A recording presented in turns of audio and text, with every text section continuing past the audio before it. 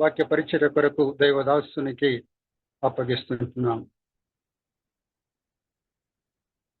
మరి రతీష్ పాస్టరయ్య గారు మరి వాక్య పరిచర్య చేయాలని కోరుచున్నాం. హల్లెలూయా, ప్రైజ్ స్తోత్రం. థాంక్యూ పాస్టర్ గారు. హల్లెలూయా.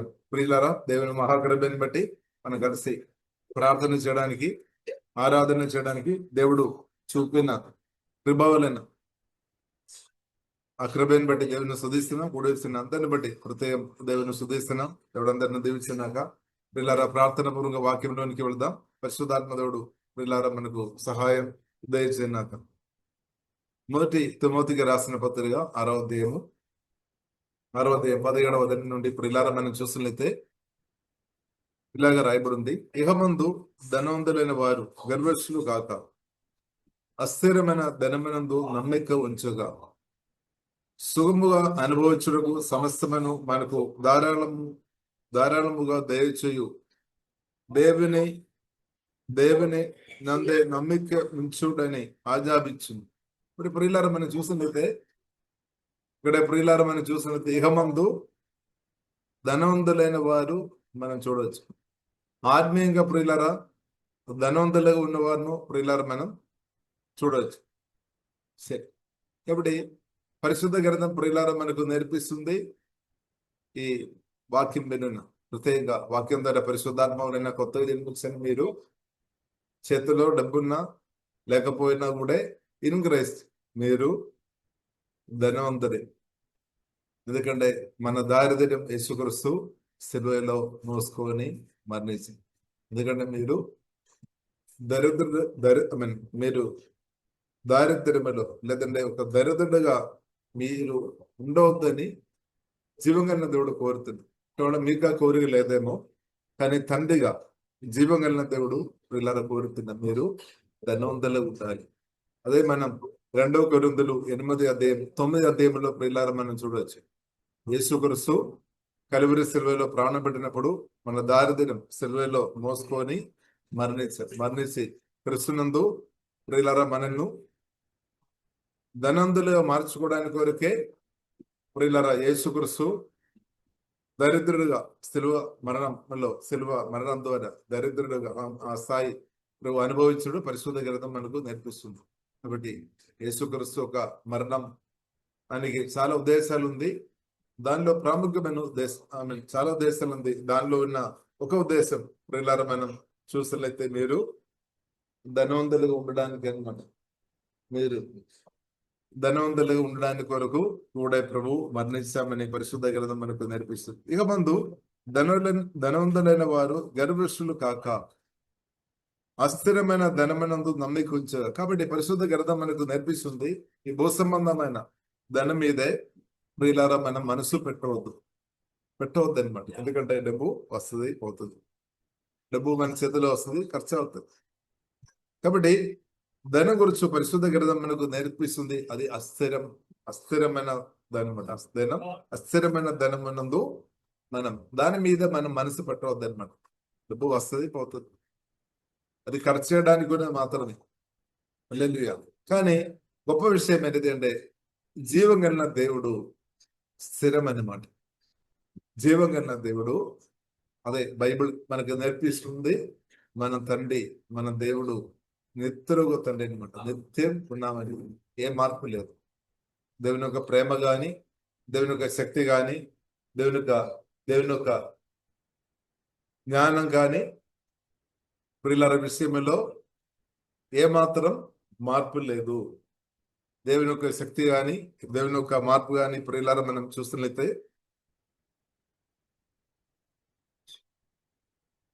దేవుని యొక్క శక్తి కానీ, దేవుని యొక్క మార్పు కానీ, దేవుని యొక్క పవర్ కానీ ప్రియులారా మనం చూస్తున్నది అది నిత్యమైనది అనమాట. నిత్యమైనది, శాశ్వతమైనది అనమాట. నిత్యమైనది, శాశ్వతమైనది అనమాట. కాబట్టి మన దేవుడు నిత్యరుగు తండ్రి అంటే నిత్యం ఉన్నామన్నమాట. కాబట్టి దైవ జ్ఞానం పొందిన దేవుని బిడ్డలుగా ప్రియులారా మనం ఆమేన్.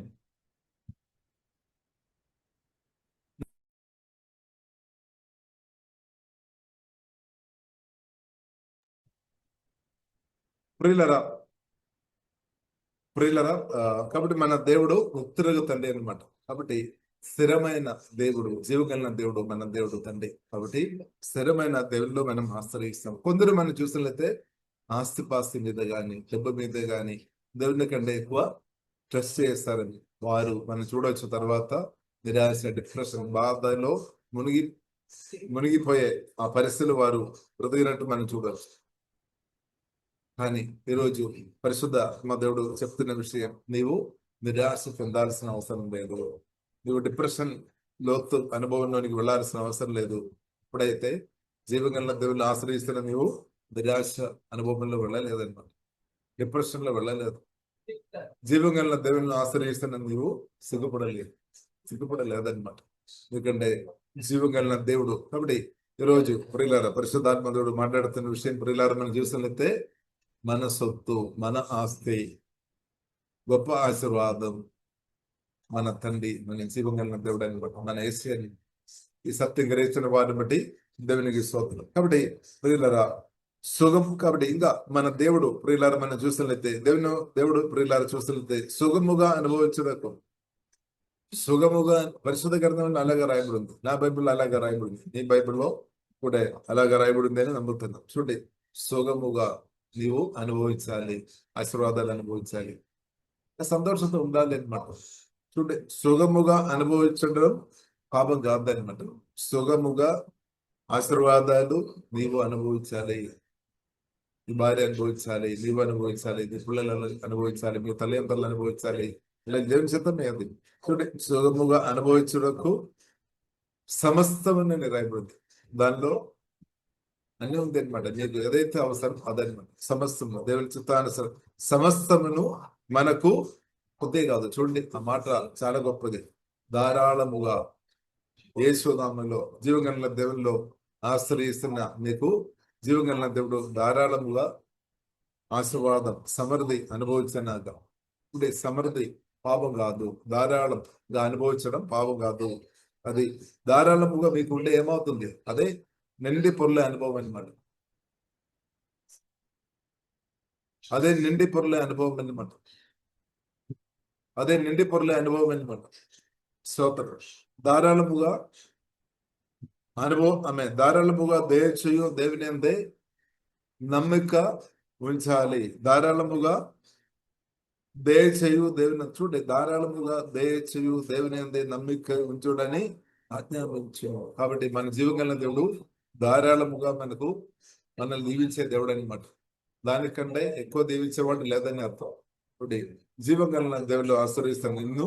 జీవగల దేవుడు యేసునామములో ధారాళంగా అనుగ్రహించినాక, దేవుళ్ళని ఏమో అనుభవించినాక, అదే నిండి పొర్లే అనుభవం. ఇప్పుడు ఏమవుతుంది, నువ్వు అనేకులకు సహాయం చేసే వ్యక్తిగా మార్చబడితే, అదే యోసేపు జీవితంలో అది మనం చూడవచ్చు. జీవగల దేవునితో భయభక్తి కలిగి బ్రతికిన, దేవునికి లోబడి బ్రతికిన యోసేపును మనం చూసినట్లయితే, ఐగుప్తులో కరువు కాలంలో మనం చూసినట్లయితే అనేకులకు ధారాళముగా ఇవ్వడానికి జీవగల దేవుడు యోసేపు అని భక్తుని దేవుడు వాడుకుంటాడు. నేడు నిరంతరం ఏకరీతి ఉన్న దేవుడు నిన్ను కూడా వాడినాక అంతే. ఆమె చెప్పండి, దేవునికి స్తోత్రం. చేతుల్లో ఏం లేదని మనం చూడొచ్చు.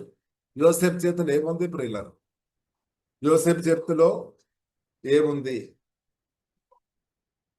డ్యూటీ బిడ్డ కోల్చు.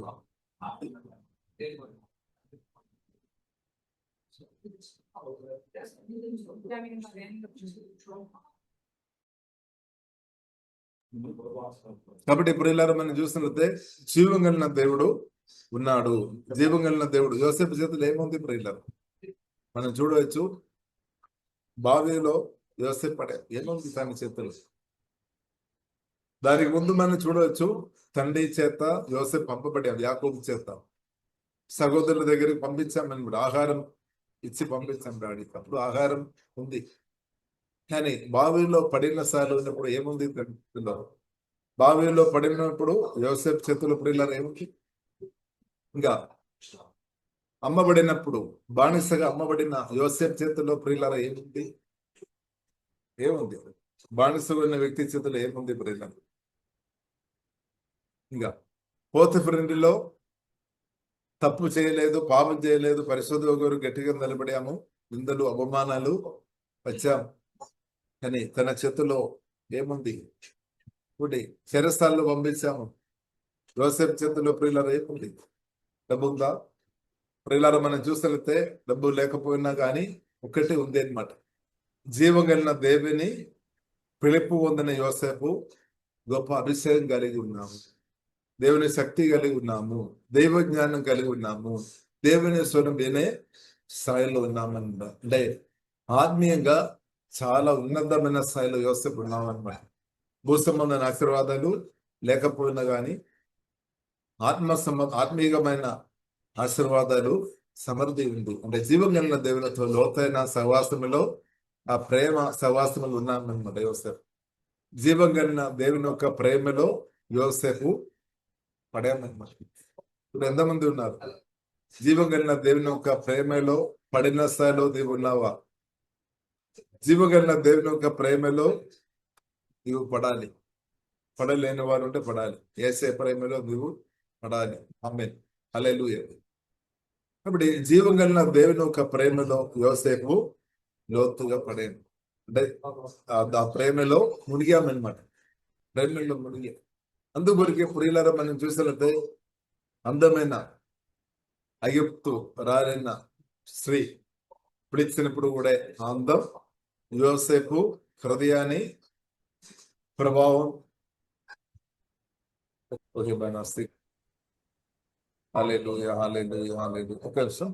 Net problem. ఓకే. కాబట్టి ప్రియులారా మనం చూసినట్లయితే అందమైన స్త్రీ ఒక అందం తన హృదయాన్ని ప్రభావం చేయలేదు. అంటే దానికి అర్థమైనది జీవగల దేవుని యొక్క ప్రేమ యోసేపును ప్రభావం చేశామన్నమాట. ఈ రోజు వాక్యం నిన్ను ఏ ప్రభావం చేస్తుంది? డబ్బు ప్రభావం చేస్తుందా? ఆస్తిపాస్తులు ప్రభావం చేస్తుందా? లేదంటే మనుషులు నిన్ను ప్రభావం చేస్తుందా? లేదంటే పరిశుద్ధ జీవగల దేవుని యొక్క ప్రేమ, దేవుని యొక్క వాక్యం నిన్ను ప్రభావం చేస్తుంది? ఎలా ఉంది నీ పరిశుద్ధ? యోసేపు ప్రియులారా మనం చూసినట్లయితే యోసేపు హృదయాన్ని జీవగల దేవుడు లోతుగా ప్రభావం చేస్తే అందుకొరకు జీవగల దేవుడు హెచ్చించామన్నమాట. ఇప్పుడు ప్రియులారా నీకు చేతిలో డబ్బు లేకపోయినా పర్లేదు, ఆస్తిపాస్తులు లేకపోయినా పర్లేదు, జీవం కలిగిన దేవునితో లోతైన సహవాసం ఉండే చాలు. ఆ జీవం కలిగిన దేవుడు ఖచ్చితంగా నిన్ను ఆశీర్వదించి అనేకలను దీవించే వ్యక్తిగా యోసేపును దీవించిన దేవుడు నన్ను దీవించినాక బలపరిచినాడు. అంతే, సింపుల్. కాబట్టి ప్రియులారా ఒకప్పుడు చేతుల్లో ఏమి డబ్బు లేదు కావచ్చు, కానీ మనం చూసినట్లయితే జీవం కలిగిన దేవుడు సంబంధం కలిగిన యోసేపును జీవం కలిగిన దేవుడు ధారాళముగా అనుగ్రహించామన్నమాట. జీవం కలిగిన దేవుడు ప్రియులరా జీవం కలిగిన దేవుడుతో సవాసం కలిగిన యోసేపును జీవం కలిగిన దేవుడు హెచ్చించాం. ఈ రోజు నీ చేతుల్లో ఏమీ లేదు, కానీ జీవం కలిగిన దేవునితో ప్రేమ సహవాసంలో జీవం కలిగిన దేవునితో సహవాసం చేస్తాను నిన్ను తప్పకుండా దేవుడు ధారాళముగా అనుగ్రహించినాక సోముగా అనుభవించుటకు సమస్తమును మనకు ధారాళము దయచేయు. ఈ జీవం కలిగిన దేవుల్లో మనం ఆశ్రయిస్తాం. ఇప్పుడు జీవం కలిగిన దేవుని ఆశ్రయిస్తున్నా నీవు నీ పిల్లలు సిగ్గుపడలేవు. కాబట్టి మనం యోసేపు జీవం కలిగిన దేవుని ఆశ్రయించామన్నమాట. అందుకొరికి పోతిఫర్లు ఆశ్రయించలేదు, తన దాసులు ఆశ్రయించలేదు, మనుషులు ఆశ్రయించలేదు, జీవం కలిగిన దేవుని ఆశ్రయించాం. రాజులను కూడా ఆశ్రయించలేదు, జీవం కలిగిన రాజు అయినా జీవం కలిగిన దేవుని ఆశ్రయించాం. కాబట్టి సిద్ధపడలేదు, గొప్పగా దీవించాం. అనేకలకు ఇచ్చే వ్యక్తిగా దేవుడు మార్చేసింది. అదే దేవుడు మనల్ని కూడా అనేకలకు ఇచ్చేవారుగా దేవుడు మార్చినాక చూడండి, దేవుడు మనకు ధారాళంగా అనుగ్రహిస్తాడు. దేని కొరకు? వారు వాస్తవమైన జీవమును సంపాదించుకోవడం నిమిత్తము రాబో కాలమునకు మంచి పునాది వేసుకోవాలి. వేస్తున్నామా? మంచి పునాది రాబో యుగం వరకు, ఫ్యూచర్ కొరకు, నిత్య రాజ్యం కొరకు, శాశ్వత రాజ్యం కొరకు, యేసుక్రీస్తు రెండవ రాకడలు మనం ఎత్తపడాలి. తర్వాత నిత్య దిగువాలు జీవగల దేవునితో మనం బ్రతకాల్సిన వారం అన్నాం. కాబట్టి రాబో ఆ కాలం కొరకు నీవు నేను ఇప్పుడే విత్తనాలు మంచి దేవుడు మనకు అనుగ్రహించిన ఆస్తిపాస్తులు కానీ మనకు వచ్చిన దేవుళ్ళు ఇప్పుడే మనం దేవుని రాజ్యం కొరకు వాడుకోవాలని అర్థం. మంచి విషయం కొరకు వాడుకోవాలని అర్థం. విత్తనాలు పెట్టాలి అని అర్థం. విస్తృతనం కలిగి ఉండవద్దని అర్థం. కాబట్టి దేవుడు ధారాళముగా దయచేస్తున్నప్పుడు మనకు కూడా ధారాళంగా వచ్చే కృప దేవుడు అనుగ్రహించినాక పునాది అమ్మ కొరకు వేసుకోనొచ్చు. మేలు చూడండి, మేలు చేయవారుగా ఉండాలి. సత్క్రియలు అను ధనము గెలవారును ఔదార్యము గెలవారును తమ ధనముల్లో ఇతరులకు పాలిచ్చువారిని ఉండవలేనని వారికి ఆజ్ఞాపిస్తుంది. అవసరం ఉన్న వారికి మనం ఇవ్వాలి అనమాట. సాధ్యమైనది మీ సామర్థ్యాన్ని బట్టి అలాగే ఇచ్చినప్పుడు నీవు నిత్య రాజ్యం వరకు రాబో కాలమునకు నువ్వు మంచి పునాది అని మాట అక్కడ రాయబడింది. మంచి పునాది వేస్తున్నామా? దేవజ్ఞానం కలిగి మనం మంచి పునాది వేసుకోవాలి. తర్వాత సమయం సద్వినియోగం చేసుకోవాలి. కాబట్టి ఈ కాలంలో మనం ఇప్పుడు ఎవరైతే నమ్మకం ఉన్నారో వారు సిగ్గుపడలేదన్నమాట. కాబట్టి ప్రియులారా, సత్క్రియలోని ధనము గలవారును ఔదార్యము గలవారును తమ ధనములో ఇతరులకు పాలిచ్చు వారిని ఉండవలనని వారికి ఆజ్ఞాపించింది. ఇప్పుడు ఈ రెండు ఆజ్ఞ అక్కడ చూడవచ్చు. ఒకటి, జీవగల దేవుని ఆశ్రయించాలి, ధారాళము ఇచ్చే దేవుని ఆశ్రయించాలి. రెండు, ప్రియులారా, మనం ఇతరులకు మనం ఇవ్వాలి. ఇబ్బందులు ఉన్న వారికి సహాయం చేయాలి. ఒక దేవజనుడికైనా సహాయం చేస్తున్నారా? 5గురికైనా సహాయం చేస్తున్నారా? చేయండి. ఇప్పుడే ఇదే సమయం అనమాట. చూడండి, తన ధనములు ఇతరులకు పాలిచ్చు వారిని ఉండవలనని ఆజ్ఞ అనమాట. ఆజ్ఞాపించమని అవసరం వాళ్ళు తిమ్మతికి చెప్తున్నాను అనమాట. ఇది మనం చెప్తున్నాము, ఎవరితో చెప్తున్నాము. కాబట్టి ప్రియుల వాక్యం మనం రిసీవ్ చేస్తాం. ఈ వాక్యం దేవుడు ప్రియులారా మనల్ని దీవించినాక అయ్యగారు లీడ్ చేయండి.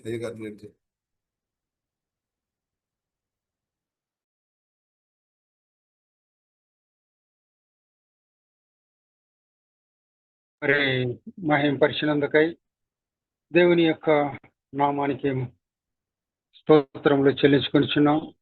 మరి పాస్టర్ గారు చేసినటువంటి యొక్క వాక్య పరిచర్య కొరకై మరి ఆన్లైన్లో ఉన్నటువంటి ఒక దైవ సేవకుడు మరి ప్రార్థించాలని కోరుచున్నాను.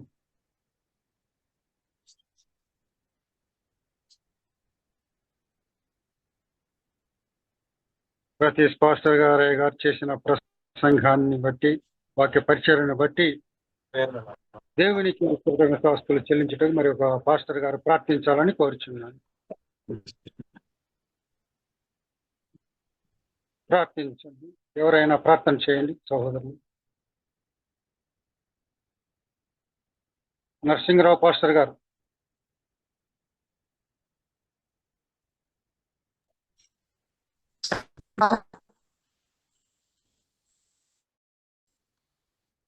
చేయండి, ప్రార్థన చేయండి.